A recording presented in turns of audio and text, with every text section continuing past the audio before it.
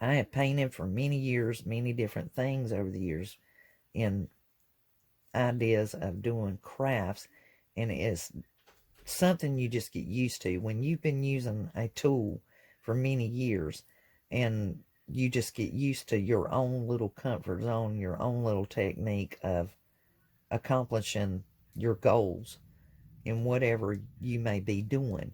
So the same for you. You may have methods and ways of doing things that are different than mine, and it's what you are comfortable with.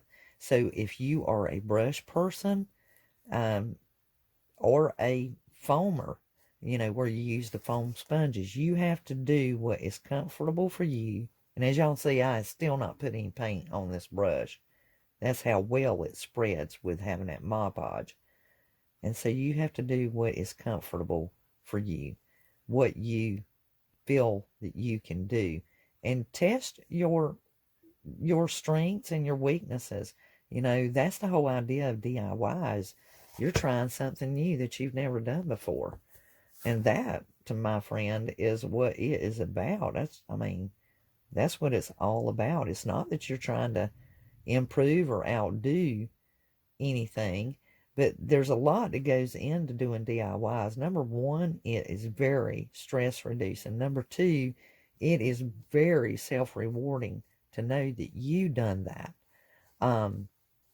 Number three, you saved a ton, and I mean a ton of money, and have something that is definitely of retail value that is yours. And I guarantee you that you give that as a gift to someone, they are going to love it, cherish it, and they aren't ever going to forget it.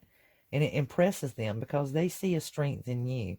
They see a creativity and an ability about you. And they're just amazed by that. They're just impressed that, wow, that person's pretty smart if they can do that.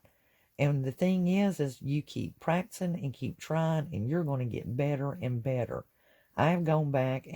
I still have a few things that I've made over the years, and I can go back and look and go, oh my goodness, boy, I was really an amateur then.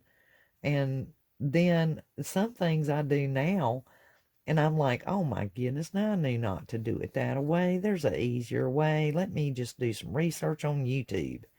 And that's what I do. I'll get on there and I'll see these ladies or these guys that can just do something that I want to learn how to do. And for them to take the time to record themselves doing their craft, I am just amazed. I absolutely love it.